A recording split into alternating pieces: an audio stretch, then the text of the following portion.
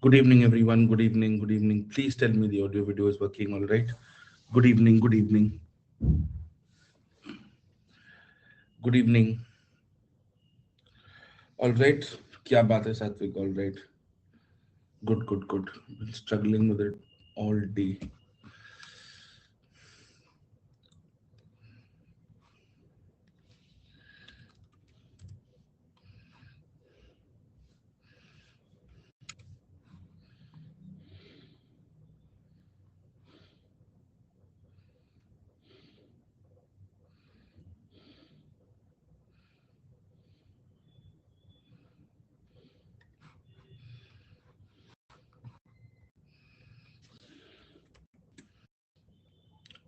Good evening, everyone. Good. Thank you.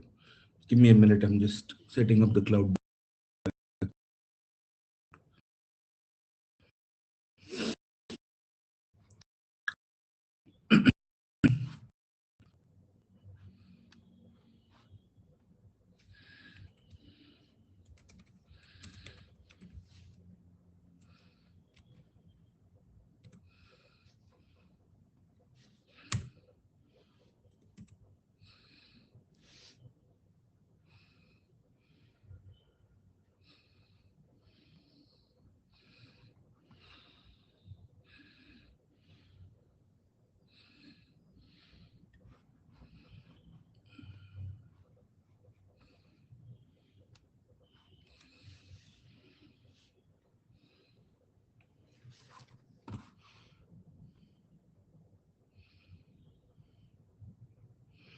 Constitutional governments are always democratic governments. Yes.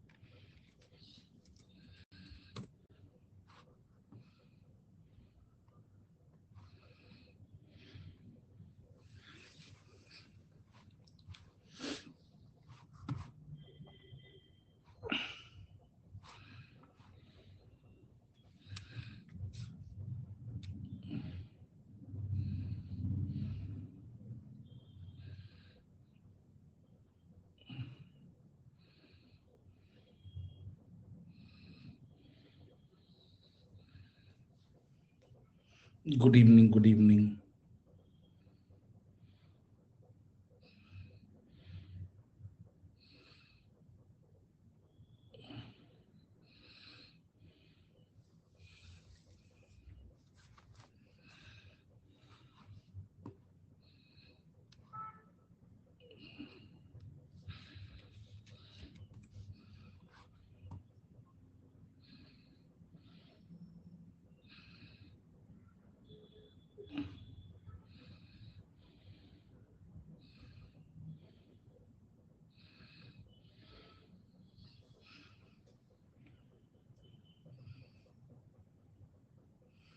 Yes. Yes. Yes. Yes. Absolutely, man. Give me a minute.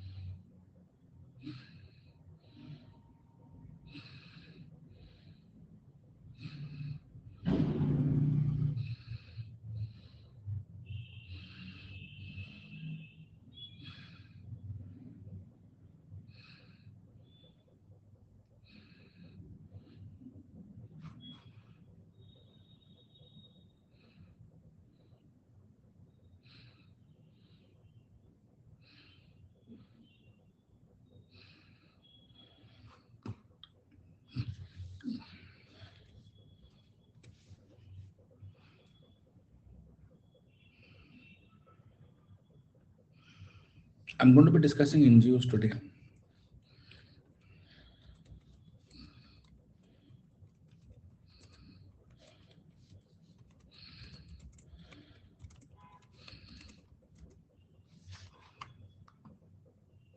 Yes, I know. Just for today, I had to take a class at 6 because because of the rain, we were having problems.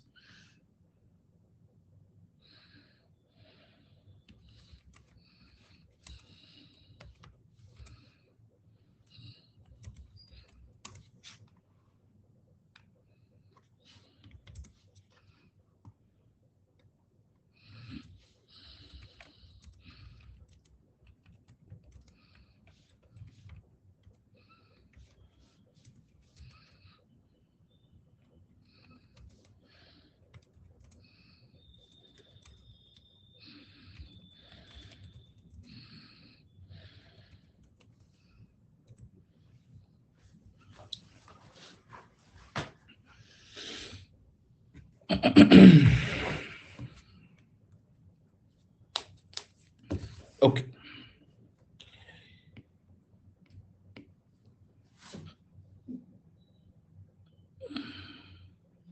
Yes, of course. So let's finish non-state actors. We understood the larger spectrum of non-state actors on two ends: advocacy and development.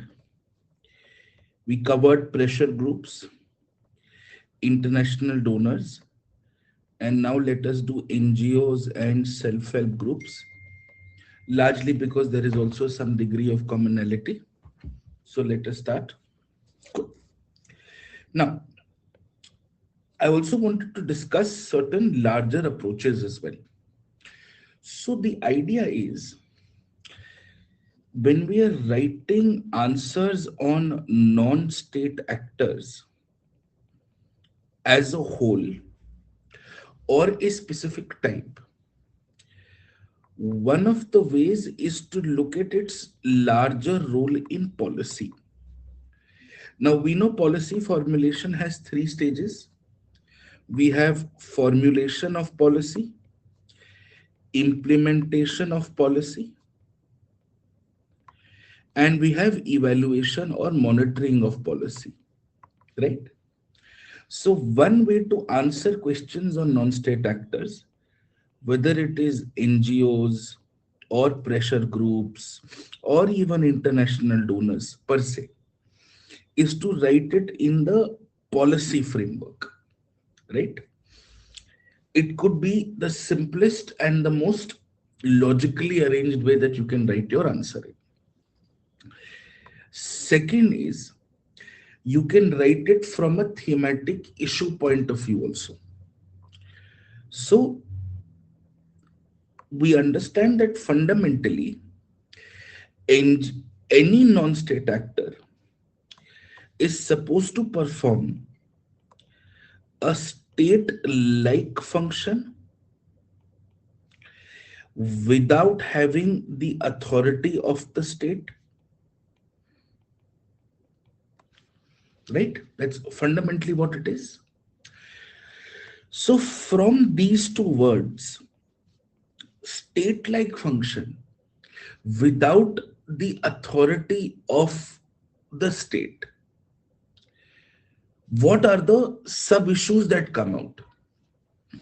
One, why do they need to perform a state-like function without being the state?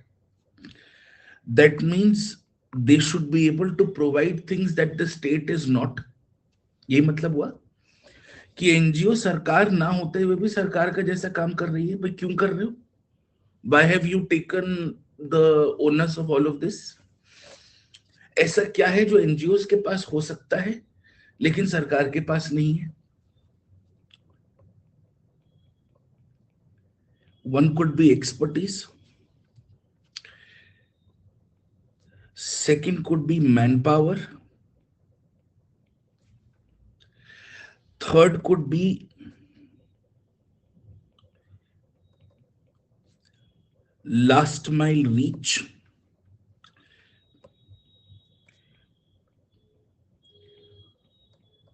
Fourth could be resources. Fifth could be you are slightly more autonomous,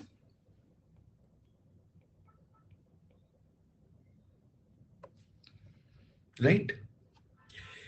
Sixth, you are focused on just one aspect. So there is an element of singularity. The government has to do 10 other things. The government has to do 10 other things. Welfare is one of the components. An NGO's job is to have just one line of work, which is welfare. Specificity or singularity or focus, right? We understand the difference between expertise and singularity. So expertise would mean that an NGO working in, let us say, child rights would have people who are trained in handling child issues. So apathy or a sense of rigidity, those things can be taken away from the NGO because you're working in that field. Singularity would mean that you live and breathe child rights every day, right? That's the fundamental focus. Good. Now this also means you're still performing something that impacts the world at large, the people at large, society at large. So you also need to be transparent like the government. You also need to be accountable like the government, right? You also need to be transparent and accountable like the government. Are we clear on this? Yes. Good. The third aspect could be, the third way to look at it would be, if you look at it from a what do you need to run an NGO in terms of the pillars of an NGO or the pillars of non-state actors or a component approach. So you would require finance, you would require some form of, we understood finance. Now this finance could come from anywhere, could from the government, could come from private donors, could come from corporates, could come from individual donations, could be anything. Two, you would require the same aspect, human resources. Three, you would require autonomy of operations, that okay, this is a job, get it done, right? Fourth, you would require a certain degree of training. You would require some infrastructural support to do what your job is, right? Are we clear on this? Make sense? So there are so many ways you can write an answer on NGOs depending on what is the case. Are we okay with this? You can also use a stakeholder approach where you can look at an NGO, society, government, vulnerability, etc., etc. Okay, good. Makes sense. Now, if this is the larger idea, if I have to apply this to understanding how do NGOs work. Now, when we look at the mains exam, we've seen maximum two questions on NGOs, one on their role in delivering services, second in the larger context of non-state actors and how their role has been limited. And the third aspect has been, which has been a specific law associated with NGOs called FCRA and the review of FCRA. Okay, these are largely the kind of questions we've seen. So what do we need to do? We need to prepare two aspects. One is effectively understanding their role understanding what are the issues that they have, and having a larger template on their solutions.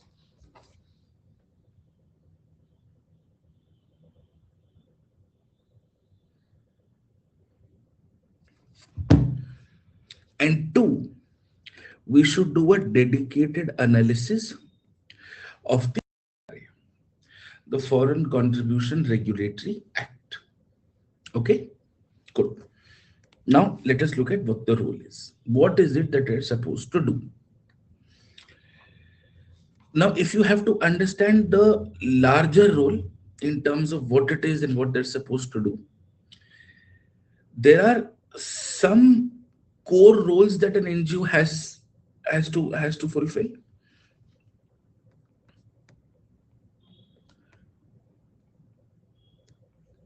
And here you have to bombard with information.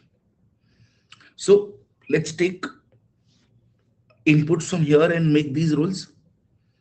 So first,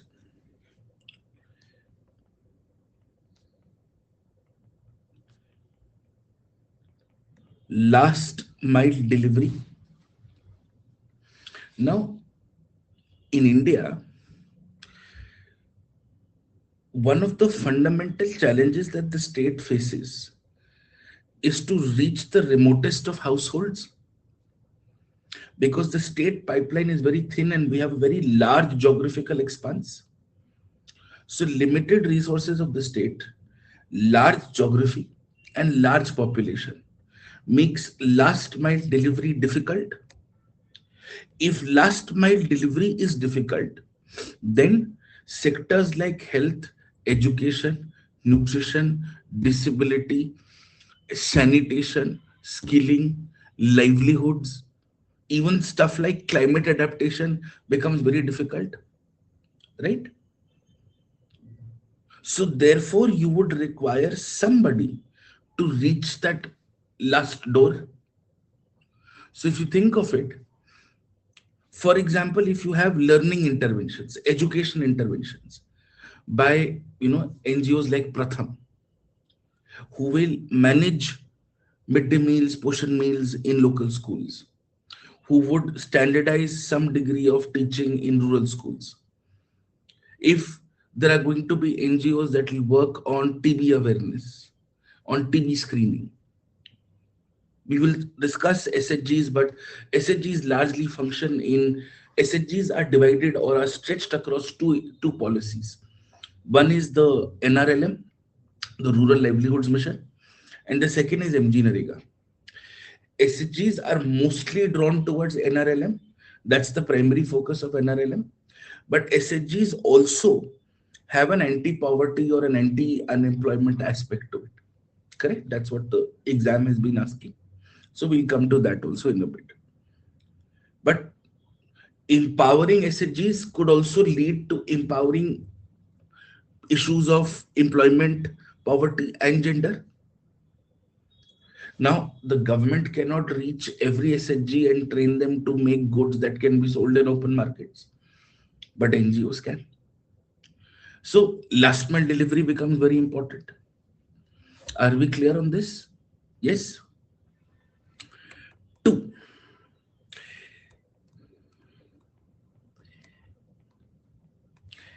a lot of times the government has to run pilot projects.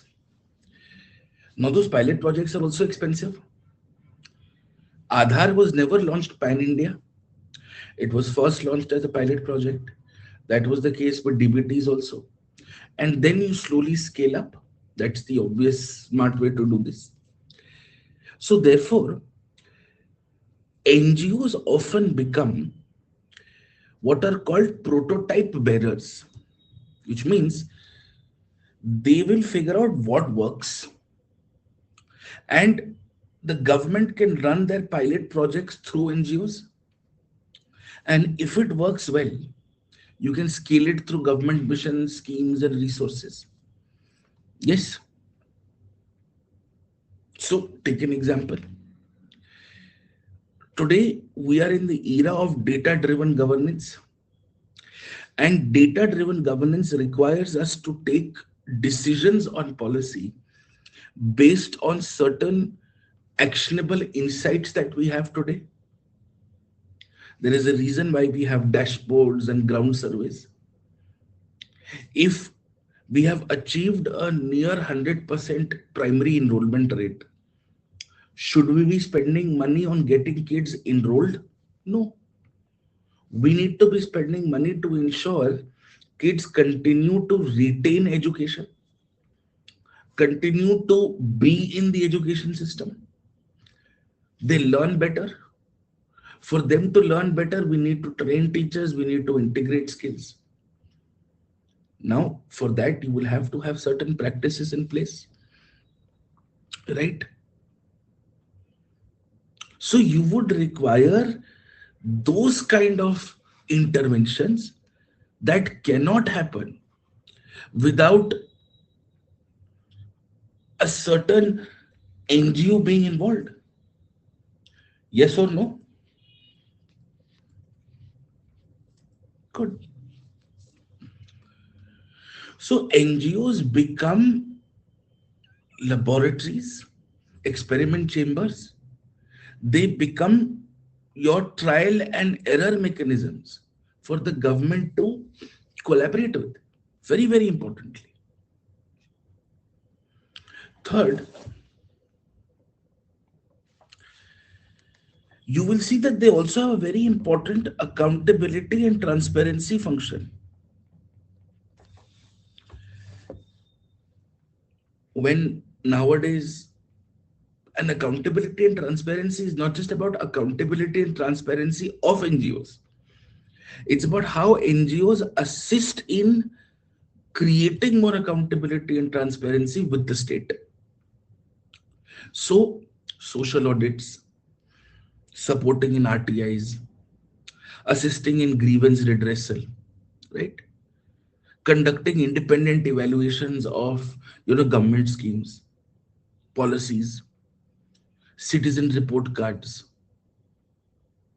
All of these are largely done in with some degree of involvement of NGOs. Today, MG Narega slash BGG Ramji has social audit built into it. And if there is social audit, that means civil society is inherently attached to the policy. So if you want to figure out whether there are issues of ghost works, that the work has not been done but the payment has been made, or there are any issues of leakages of any kind, you would require some NGO to organize it and structure it and assist you with better social audits, right? Then the ultimate aim of welfare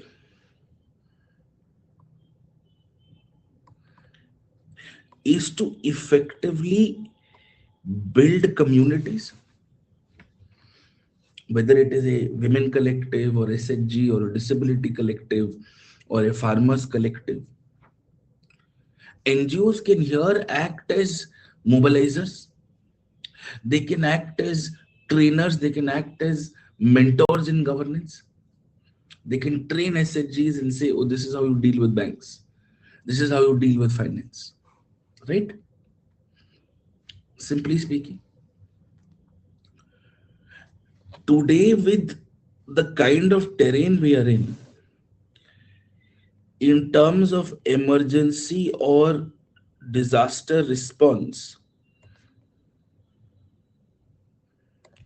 NGOs can play a pivotal role, whether it is rapid relief, logistics, shelter, water and sanitation, rehabilitation and psychological support, all of those aspects.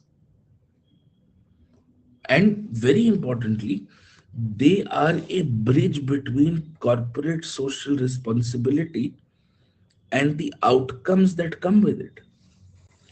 If companies had to just blindly spend money, what would they spend money on? They would have to give it to an NGO who would then run the program in a certain way. Yes, this is largely how it works. Correct? So you could look at the core role that an NGO does in this context. Make your answer stand out. Write exactly what NGOs are supposed to do. Right? Are we clear on this? Use as many examples. So last mile delivery or service delivery or implementation. You can talk about TB, you can talk about maternal care, child care, you can talk about disability rehabilitation. In education, you can talk about foundational literacy, you can talk about, FLN. In our NEP, we have something called FLN, foundational literacy and numeracy. We can talk about remediation, we can talk about school community partnerships. In nutrition and wash, we can talk about, how do you induce behavioral change?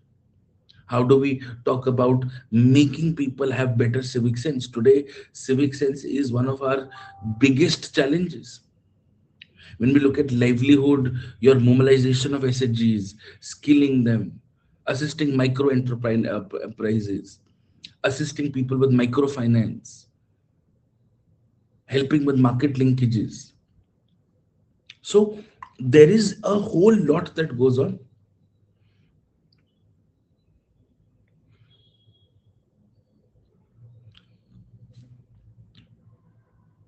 If you look at innovation, from taking an idea to a pilot project to a policy, NGOs can have a instrumentally important role.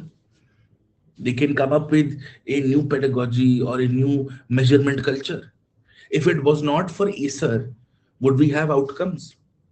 ACER is annual status of education report, which is published by Pratham, which the government endorses to understand learning outcomes. So NGOs are, I'm just quoting myself, NGOs are R&D labs of social policy. Ishan, NGOs are R&D labs of social policy. Clear? The government becomes the scale platform. If you look at accountability and environment and and empowerment, NGOs through social audits, through legal aid, through RTI support, through watchdog research like ADR, like Public Union for Civil Liberties, they are keeping a very keen eye on actions and inactions of the state. If you think of it, in a democracy, an individual voice will have lesser effect than a collective voice. And with the PIL movement and with NGOs in the fray, NGOs are representatives of the collective voice, right? Rightfully so.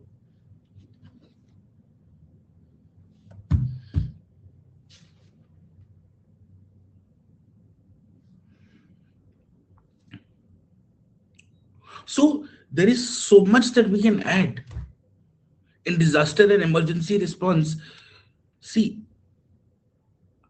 for the government to immediately mobilize would require multiple agencies to come from different aspects. You will study this in disaster management in paper 3 also. One of the biggest problems with disaster management is the multiplicity of agencies that have to work together. That's why you have these new disaster plans and strategies that have been made. NGOs can be your first responders, from distribution of relief material to providing for shelter to psychosocial support to ensuring wash standards and hygiene is maintained. They can help you in rehabilitation, yes. They can help you in restoring some degree of livelihood and normalcy. And at the end of the day, companies fund NGOs to execute their CSR, because NGOs have community relations. NGOs have the capacity to implement, and the company can then keep a track that okay, this is what we've given you money for X reason. We'll keep checking, and the NGO will check on their end. Yes.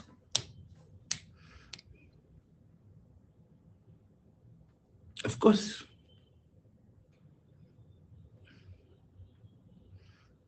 Now, that is why you would have different kinds of in today's world. Do we understand this? Are you clear on this broadly?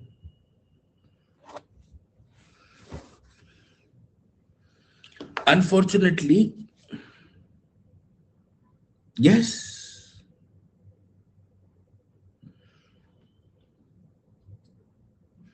Thank you, Satvik, for saying it out loud. What is paper two? Paper two is your ultimate orphanage. We take and give. It all comes down to paper two.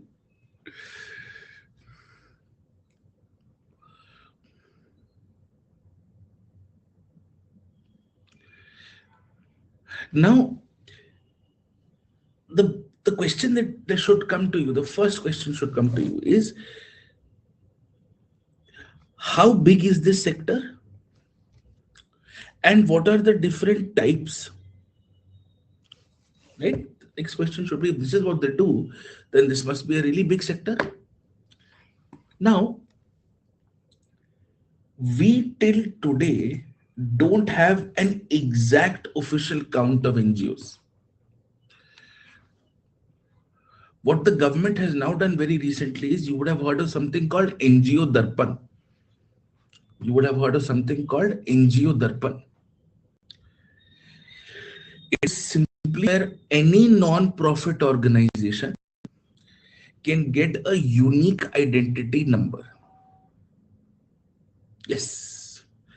Now, why do you need this? You need this under NGO Darpan. You need this, and it's actually called NPO Darpan more than NGO, because NGO is just a narrow thing. It's a non-governmental organization, is technically a very loose word. So it's actually called NPO Darpan, which allows you to get a unique identification number, which Aadhaar card for the NGOs. This number is mandatory, compulsory to have this number if you're seeking any grants from any government department. Are we clear on this? Yes. Whether it is the center or the states. Any government department, any ministry under the center or the states can only give grants to an NPO if they have a NPO Darpan number or a UID under NPO Darpan. Okay, good. Two, we've heard of something called Prevention of Money Laundering Act. The Prevention of Money Laundering Act had some rules which were amended in 2023. So the PMA rules which were amended in 2023 have made it compulsory that all financial institutions, any financial institution, any bank of any kind, cooperative bank, state bank, private bank, national bank, does not matter. If you want to open a bank account, even if you want to operate a bank account, you need to have this unique ID. Clear? Makes sense? Plus, remember FCRA we were talking about? So Foreign Contribution Regulation Act. If you want to register or renew your FCRA license, you need to have this number. And if you want income tax exemption, remember we discussed income tax exemption types of non-state actors, section 80G. You need this number. Are we clear on this? Yes. Makes sense? Good. Now, I can understand that some might view it as a government, keeping a check, and, government being regressive and NGO licenses being cancelled. And, the government is, being very careful, and there are instances of, NGOs being used as agents of agendas and stuff like that. Great. I understand that. Whenever you are encountered with things like these, think of what you're preparing for. You're preparing to serve the government. So, in a way, you will have to have some kind of soft corner for what the government is doing. And think to yourself, will the UPSC ever ask you a question on whether it is right for the government to cancel licenses of NGOs, or leave them hanging in the middle without so much as a due notice? No, never. Do we understand this?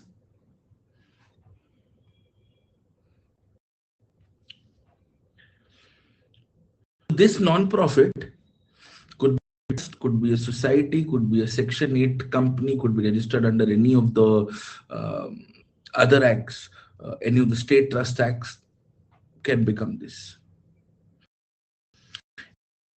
It will register on this NGO Darpan portal. Okay, clear? So this NPO Darpan will effectively give you a database. It will give you a unique identity, and it will also give you a repository of where all are grants available.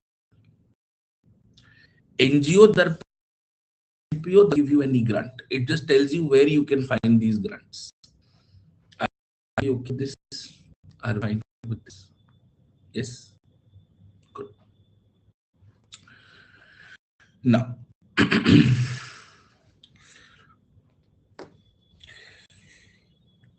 please understand it is very difficult to calculate the exact number of NGOs in the country, because there are so many different ways in which you can be an NGO. Trust, an NGO can be a society, an NGO can be a Section 8 company, an NGO can be registered as a state public trust also, and so on and so forth. Also. So there is no official estimate of the exact number of NGOs. But generally, if you see, there are about 25 to 30 lakh odd NGOs in the country. It's a ballpark number. Okay. Now, the NPO Darpan website is a visibility portal. Everyone who has a UIN will have their name listed there. But does that necessarily reflect the total number of NGOs? The answer is no. Are we clear on this? Understood. But what is important for you to understand from my point of view is that India has one of the largest civil society ecosystems globally. India has one of the largest civil society ecosystems globally. And no doubt the data is fragmented. But when you are dealing with such a large sector, it will come with its own challenges. It will come with its, its own issues and the implementation bottlenecks and everything. Are we clear? So, on the basis of this, in terms of what are they supposed to core do, in terms of how big it is, you will see there are different kinds of NGOs. There are going to be some charity welfare NGOs, which are focused on service delivery. They're service focused. There are going to be some development NGOs. They work on livelihood, health, education, governance. Then there are NGOs which are also pressure groups in a certain way. They're called advocacy or rights based NGOs or advocacy groups. So ADR is that. Fourth, there are going to be NGOs which are also often community based. Remember the structure of non-state actors? Something similar, right? So local collectives, cooperatives, SHGs. There are also going to be some research-based think tank NGOs. Most of you would have heard of something called PRS. PRS India is a think tank NGO. There are also going to be ORF also. There's going to be something called faith-based. Would have heard of so many Christian trust hospitals, right? Missionary schools, faith-based NGOs. Clear? Now, this is what they do. These are the kinds of NGOs that exist. The fairly large in number. Then we start looking at issues as a whole, trying to figure out exactly where the problem is. Right? Now, the story will always start and end with funding.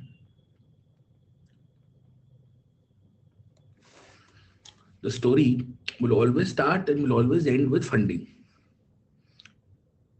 Now, what is basically the funding problem? The funding problem is how fragile it is and how distorted it is. What does this mean? It means there's no consistent funding, and two, everybody does not get access to funding. Do we understand the twin problem? Good. Now, generally what happens is that, and this is where you'll have to have some very clear cut, very actionable points. What is an NGO's funding problem? Where is the funding problem coming from? Why is this an issue? The problem is most of your funding is actually project based, right? Nobody's giving you money as an organization. They're giving you money to do amount of jobs, to do something. Yes or no? They're giving you money to do a certain job. Isn't that the case? So a lot of what you're doing is effectively project based, like a tight grant. Yes, like the Finance Commission tight grant. And therefore, project based funding would usually be between 6 to 18 months or so. So they cannot plan for the long term. And a lot of their funding comes from a smaller set of donors. Small donors, matlab, not small in the sense, small matlab, few people will contribute a large amount and more people will contribute very little amounts. So going to be insignificant in the longer run. So which means if one of their primary sources hits, the entire system collapses. Right? Third, a lot of the money that is given to them is given for very short-term returns, if you think of it.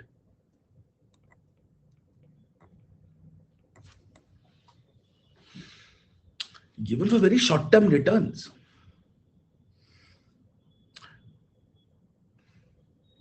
Get this made, do these workshops, do these training programs. If NGOs are supposed to truly work in institution building, they are to truly work in inducing behavioral change, right? It would require a very concentrated amount of effort. One could say so. A very large amount of effort. right? Which clearly is not happening. And for that, you need to have a consistent line of funding. For example, if you want to educate people to vote intelligently, it would require such a long process. Or even if you want to really make people aware of the powers of the RTI, such a long process, such a long process, not be very easy. Make sense? So, for all of this, you need a very straight line of funding. At the same time, the admin costs are high. You want to hire good people, they're not going to come cheap. I'm not saying people are coming to money. I'm just saying if somebody is a PhD in public health and you want to hire that person to lead a program on tobacco awareness, you'd have to pay that person a respectable sum of money. I'm not saying you have to pay them multi crores like your MBAs and your corporates. No, but a respectable sum of money. People are only able to do good work when you know that they don't have to worry about basic issues at home.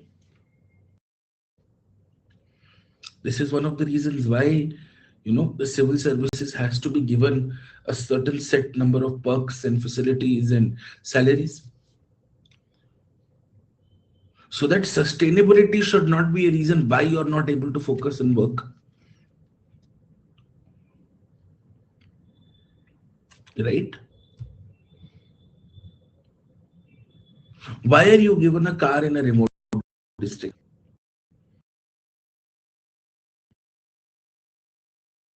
For exactly this reason, logistics. You focus on your job. So today it costs money to fund compliance. You have to maintain your paperwork to the T. You have to train your staff, you have to retain your staff, you have to make sure that work is done of a certain qualitative standard. There is a massive overhead sort of a stigma.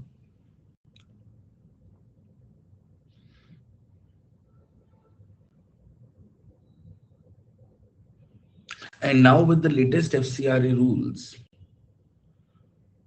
you can't spend more than a certain amount on administrative costs.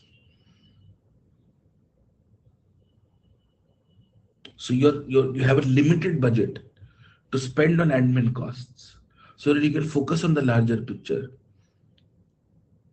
But you're not the government. You don't have an unlimited supply of welfare funds, so to speak. Not that the government does, but so to speak.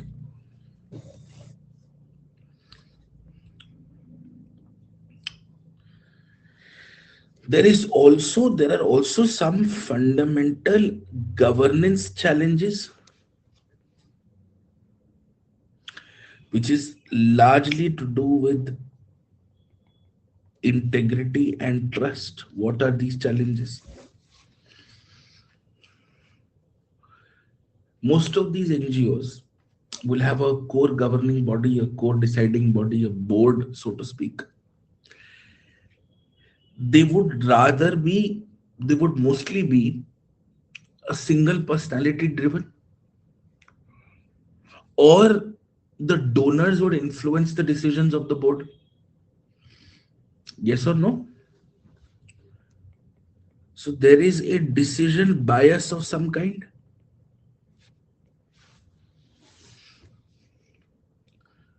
Remember, in corporate governance, we used a word called RPT, related party transactions. This would apply here also.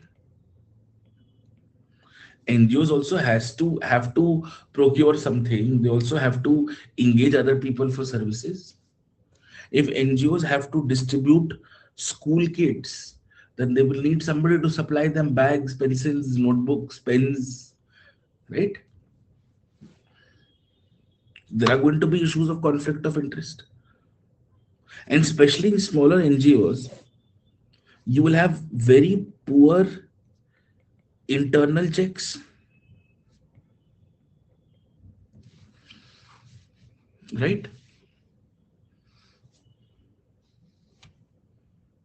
Correct. Now think of it from a larger perspective.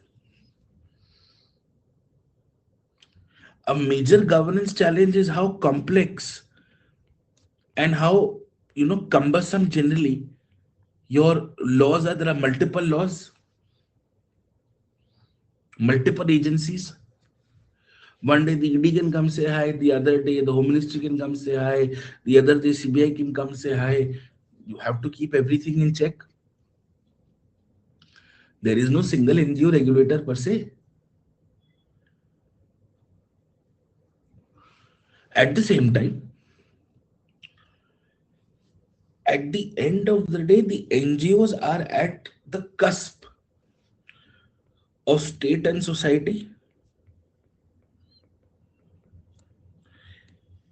NGOs are at the cusp of state and society. So, on the one hand, you are encouraging service delivery. NGOs to do the last mile job of the government. Everybody is happy. So, these kind of implementation NGOs are encouraged.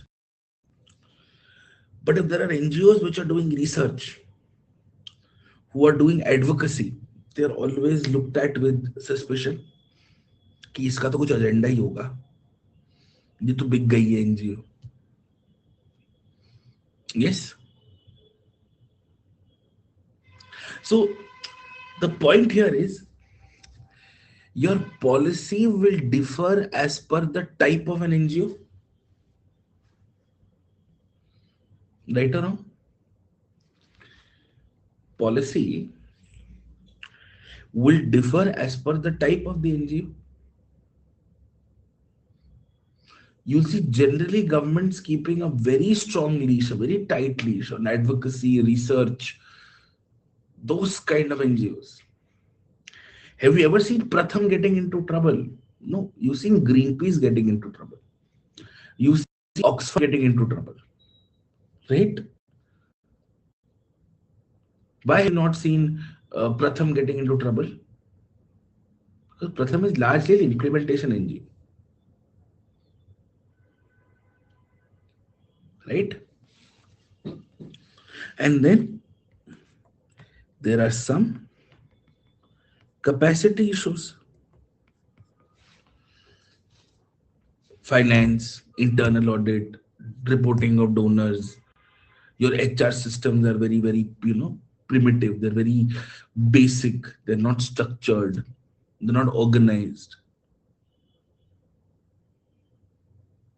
Okay? Both, live and recorded, both. We'll give you recorded also, and I'll give you live also, whichever one you want to attend. Up to you. Are we clear on this? Yes or no? Very good. So you can use these and you can add them and merge them in your core discussions of the larger template.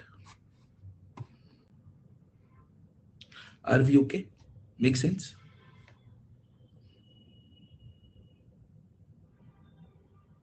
Now, start bringing in points from other sectors. If the government is tightening CSR rules, is it not going to affect NGOs?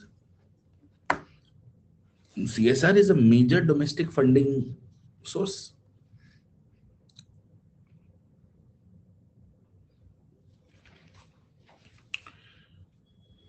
Today, Ministry of Corporate Affairs has updated the registration requirements.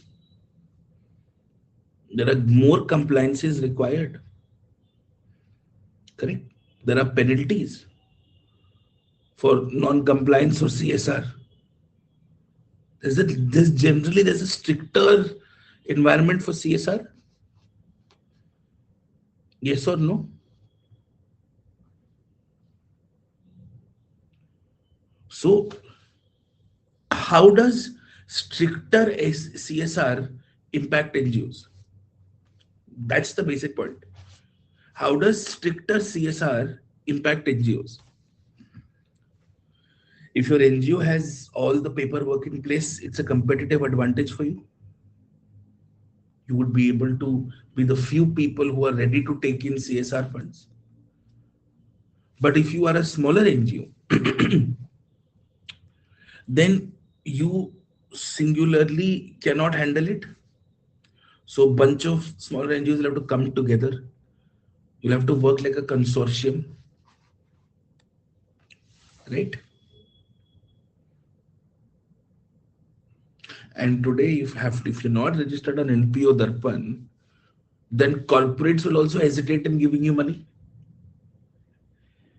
You need NPO Darpan registration for government grants. But do you think a corporate will give money to an NGO which is not registered on NPO?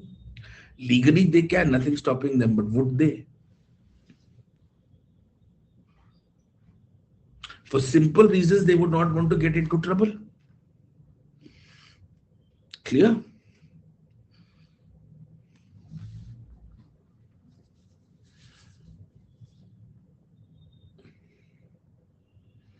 So there is no doubt been a larger issue of cancellations and government having MHA had, released a report of a certain number of NGOs. We've seen bad times. We've seen very, very tough times, no doubt. But the question is, what do we do? How do we solve the NGO problem? At the end of the day, these are institutions that have to become more transparent, and the government also has to become more collaborative. At the end of the day, that is what we're looking at. So, if governance is a problem, what can you do to improve NGO governance? You'll have to create some non-negotiables. Remember, in corporate governance, we had independent directors.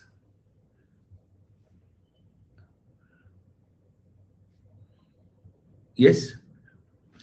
Can we not have independent directors or an independent board here?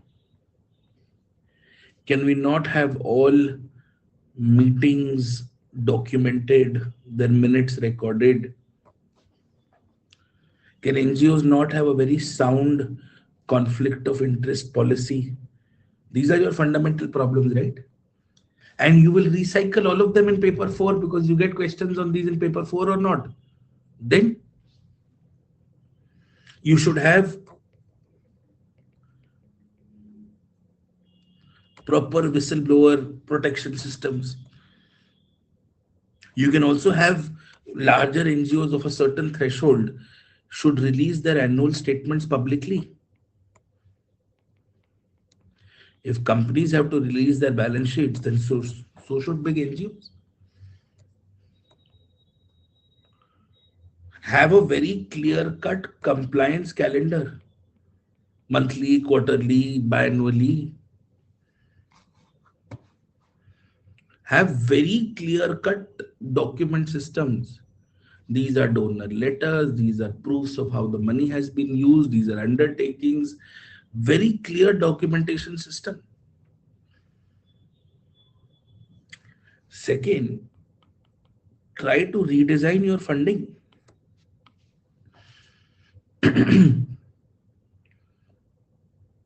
CSR can be innovated. Use all your CSR reform points here. So diversify CSR, domestic contributions, domestic philanthropy, community contributions. And think of it, can NGOs not try to be sustainable? Can they not charge a fee for service wherever applicable, right? Can NGOs not charge a fee for service wherever applicable? Think of it. If the NGO is helping you file an RTI and you can, and it's not that you can't afford it, can they not charge a fee? They'll ensure that your RTI does not get rejected, they'll draft it in a certain way.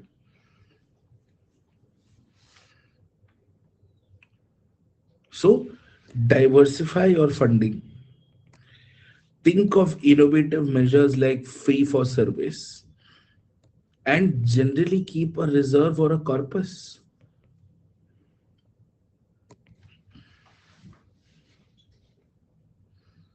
Correct?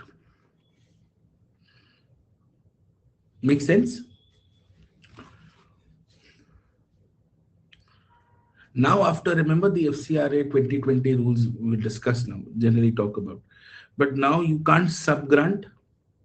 If A NGO has received foreign funds, they can't transfer those funds to B NGO to do the work on ground.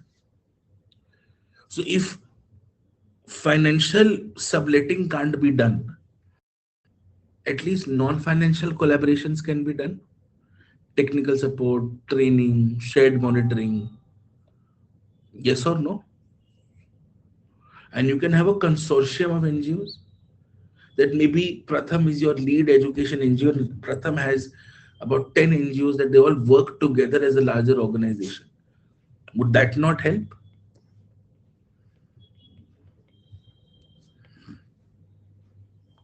Ari, yes or no?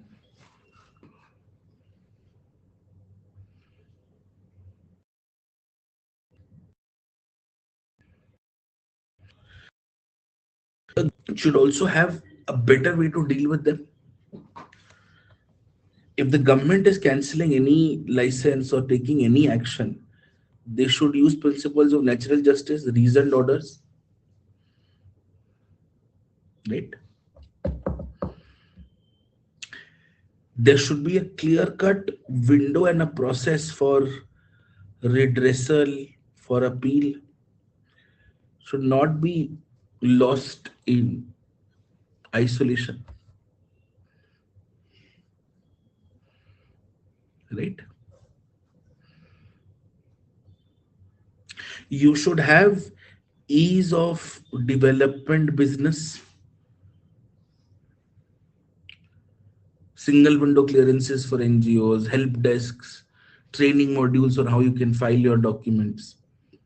You should allow for, CSR to fund admin costs also, or at least some overheads.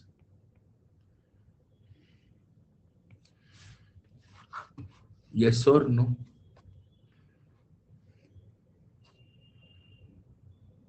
So effectively, NGOs are a delivery engine, they're a research lab, and they're an accountability layer at the same time. Is it not the case? And this becomes your diagram, your research lab, your delivery agent, and your accountability mechanism. Can we say so?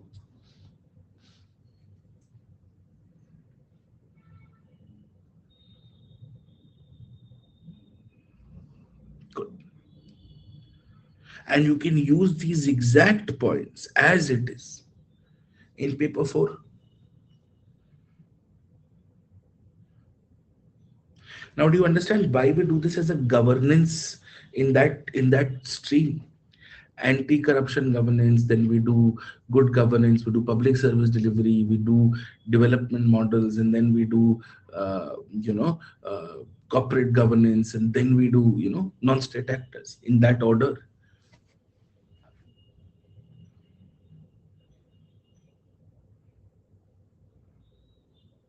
Delivery agent.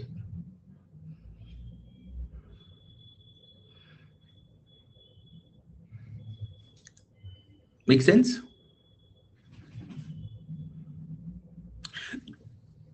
Are you now able to understand the larger framework of governance?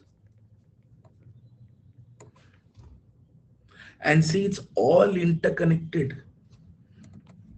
We discussed anti corruption,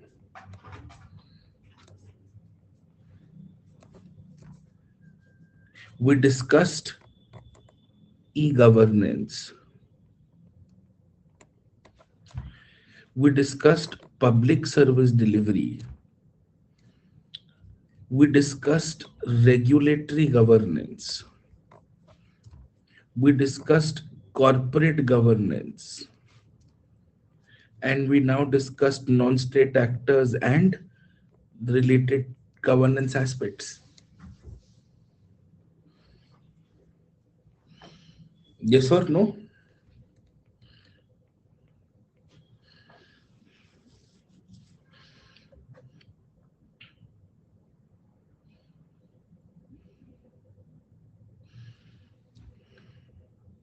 In this order.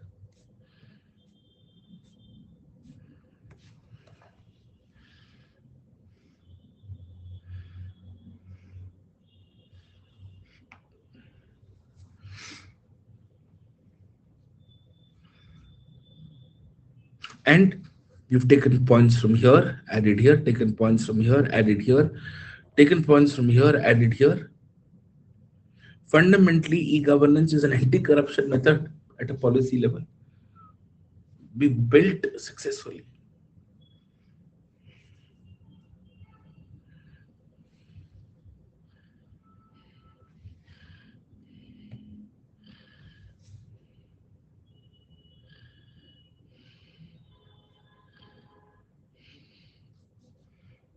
Make sense? Good. Now, let's, although unlikely, but we've seen some FCRA amendments in 2025, I think around April, May last year. So just a few aspects on FCRA, if that's okay with you. Just a few things. Good.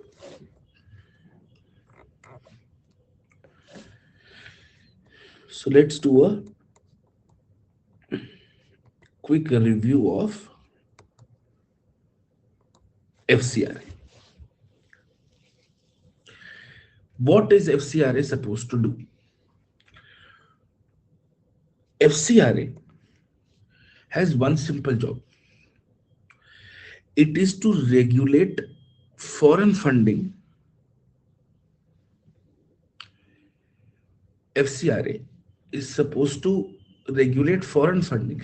Download the ones that I will keep putting out on Telegram. Don't download the earlier ones if you haven't already. It is simply to ensure, it is simply to regulate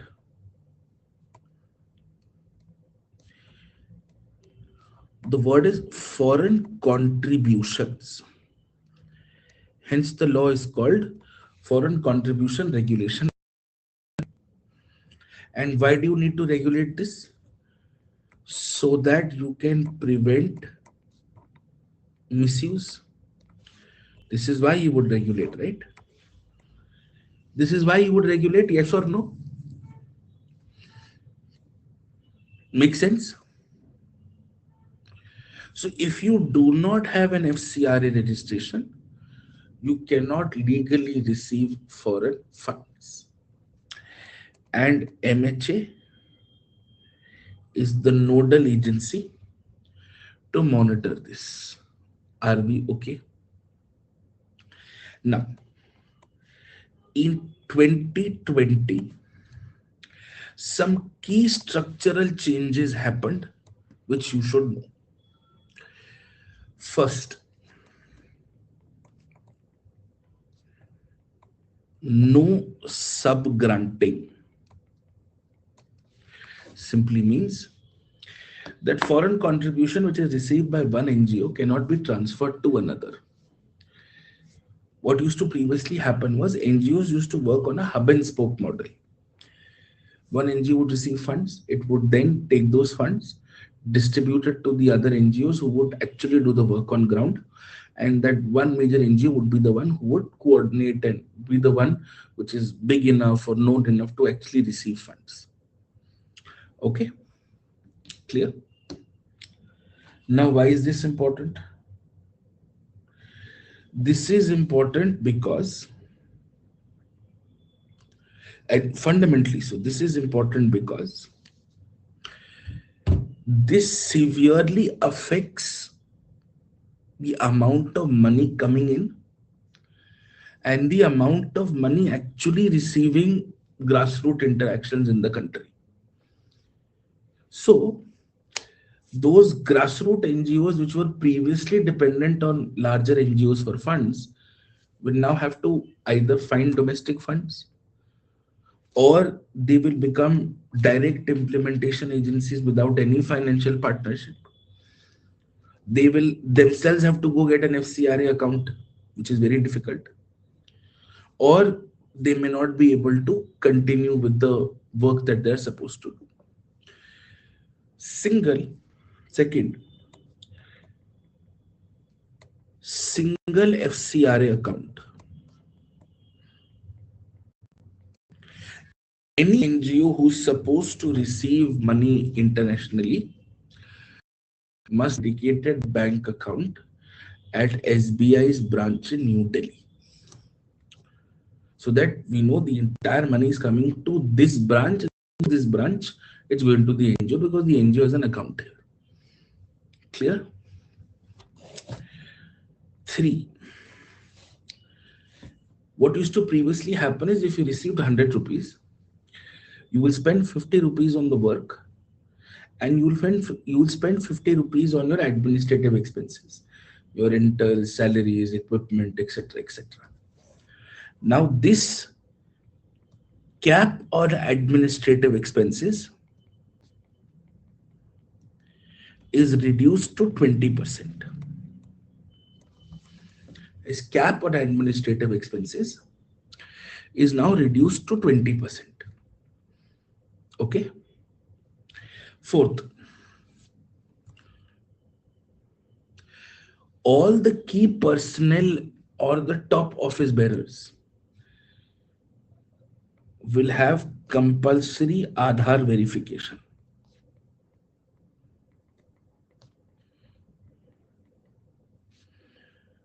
Of key persons. Okay. And effectively, the government would have greater powers, stronger powers to suspend or cancel, licenses or the way the money has been spent. Are we clear on this? Yes. These amendments were challenged in 2022. These amendments were challenged in the Supreme Court. And the Supreme Court in 2022, the case is called Noel Harper versus Union of India.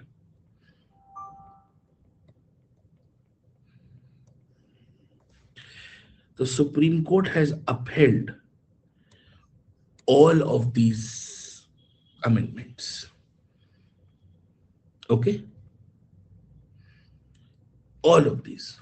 Basically, the court has accepted that the state framing these regulations or contributions is within the state domain. Are we okay with this? Do we understand this? Simple enough. Good. Now, in 2025, some rules were also changed. These are minor changes, but they happen, so they're important. What are these changes? First, you will have more documentary compliance. So,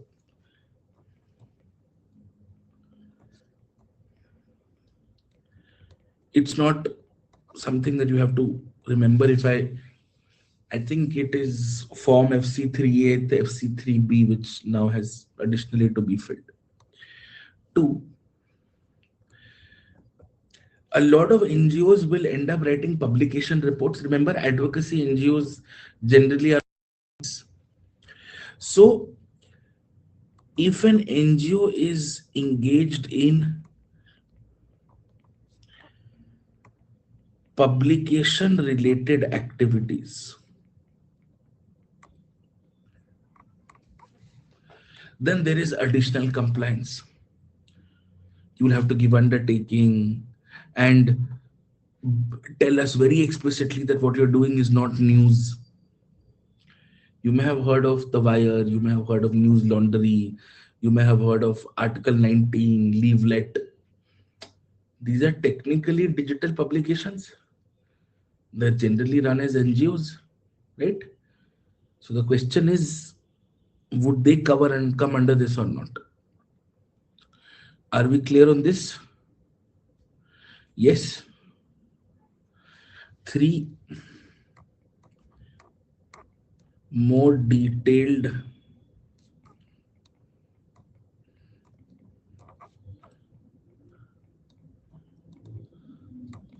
financial reporting. Are we clear on this? Yes or no? So, does this and all of this lead to a larger burden on small NGOs? Can we say so?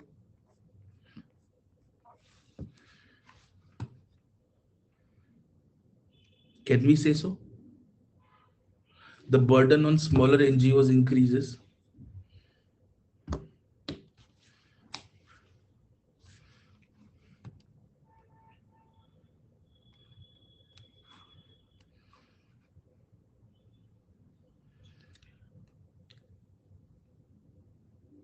Last year, about 15,000 FCRA licenses were cancelled and 7,500 applications were denied. Are we clear on this? This is a massive exercise.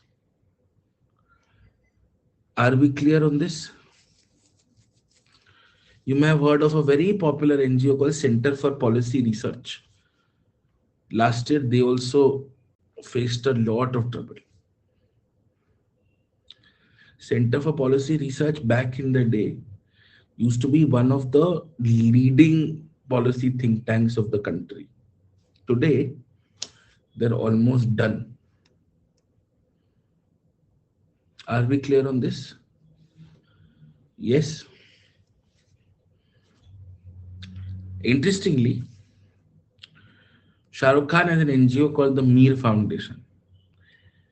Abhinav Sharma, the Olympic medalist, has a Abhinav Bindra has a foundation called the Bindra Foundation. A Rajya Sabha member has a NGO called BSG India, Bharat Scouts and Guides. There's something called CAIRN Foundation, CAIRN, backed by the Vedanta Group. They've all been granted licenses. Are we clear on this? Yes or no? So there is a lot of to and fro. Are we clear on this? Do we understand this? Yes. There are some very interesting case studies. So in 2022, Missionaries of Charity, MOC, their license was revoked and then eventually renewed because of some locally questionable activities like forced conversion. Oxfam India, their renewal was denied. Later, they've started to work on their reporting.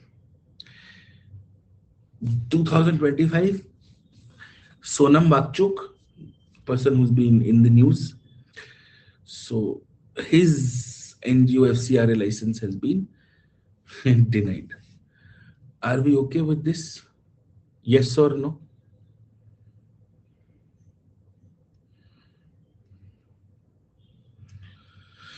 Make sense?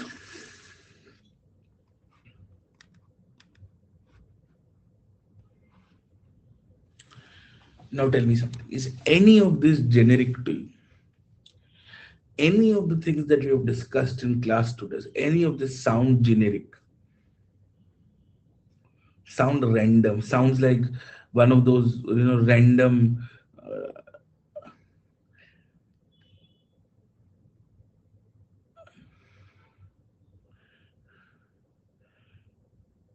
very specific, very targeted. What was our approach? What was our approach for NGOs and all of this? Is that we know that standard questions are going to be asked. So let us aim for excellence. And excellence will come through good information, good content, right? When we know that the questions are going to be generic, then the answers don't have to be generic. You can write generic answers for tougher questions. For example, if you remember a mains question that said, how has the Supreme Court facilitated the use of ordinances? That was the actual question. That's a tough question. So you write a generic answer. Something, something DC Wadhwa, something, something Krishna Kumar Singh, something, something will carry on. Yes or no?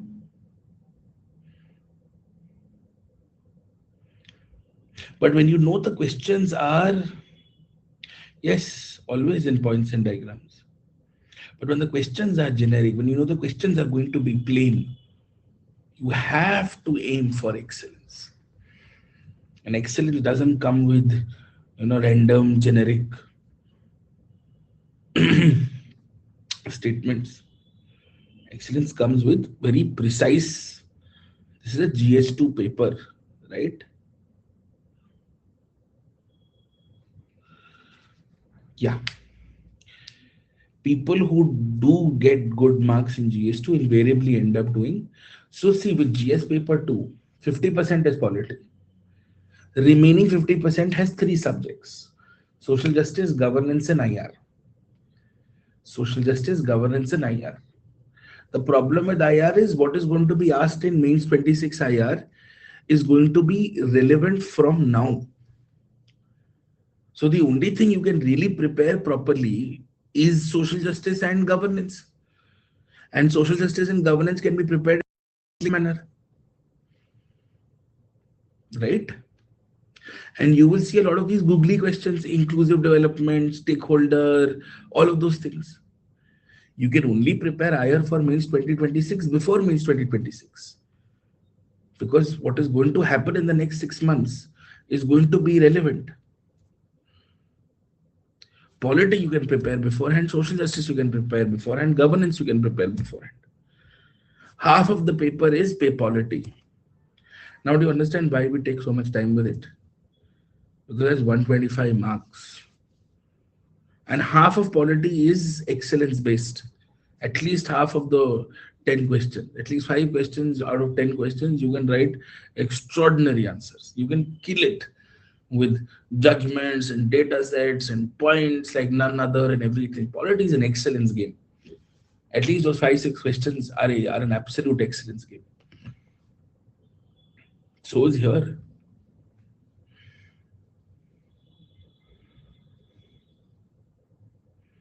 Writing a GS2 answer, you have to think like a policy person.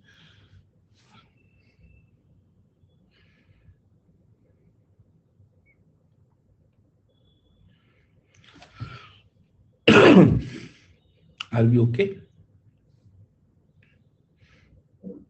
Make sense?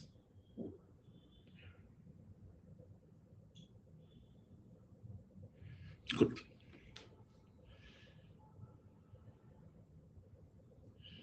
So this is the premise.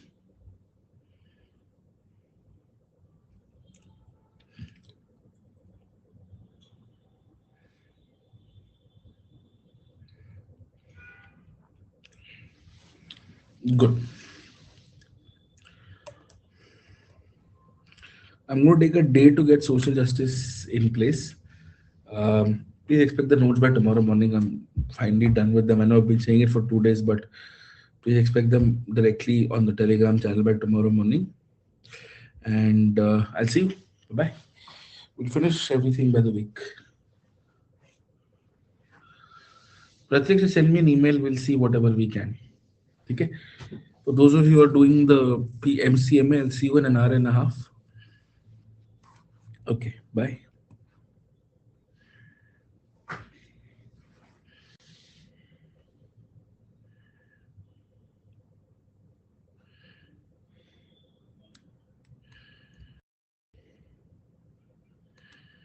Yeah.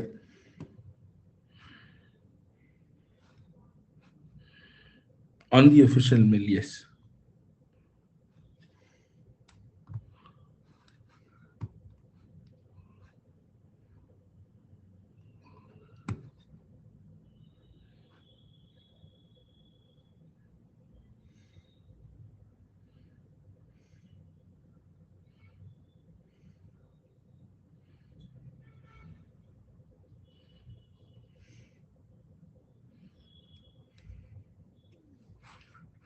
Thank you.